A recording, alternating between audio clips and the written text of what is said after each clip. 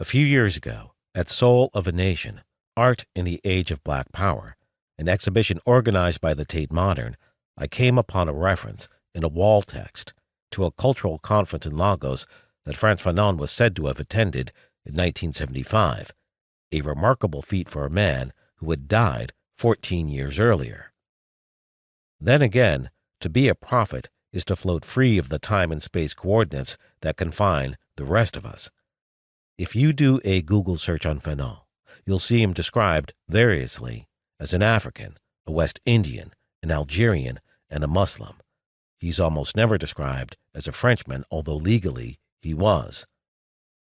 Fanon's fate has been to be remembered as a traveling ambassador for the wretched of the earth, if not a brother from another planet.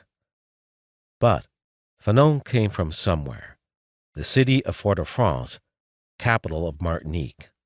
Martinique is one of the islands in the Lesser Antilles chain, which runs from Grenada to the Virgin Islands, one of France's vieilles colonies, the old colonies acquired under the Ancien Regime. It had been a French possession since 1635, though it briefly passed into British hands on 2 occasions in the 18th century. It is a small place, as Jamaica Kincaid has written of her own island, Antigua, where the masters left in a kind of way, and the slaves were freed in a kind of way. Martinique was a slave colony based on the production of sugar until emancipation came in 1848 and rum replaced sugar as its principal export.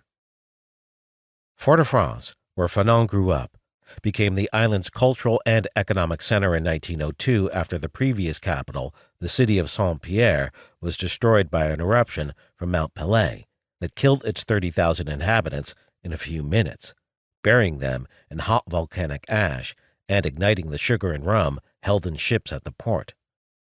Originally known as Fort Royal or Foyal, locals still call themselves Foyalais.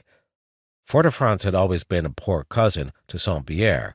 Although its population grew rapidly in the early 20th century, it remained a sleepy town, plagued by leprosies, consumption, and famines, in the words of the poet Aimé Césaire.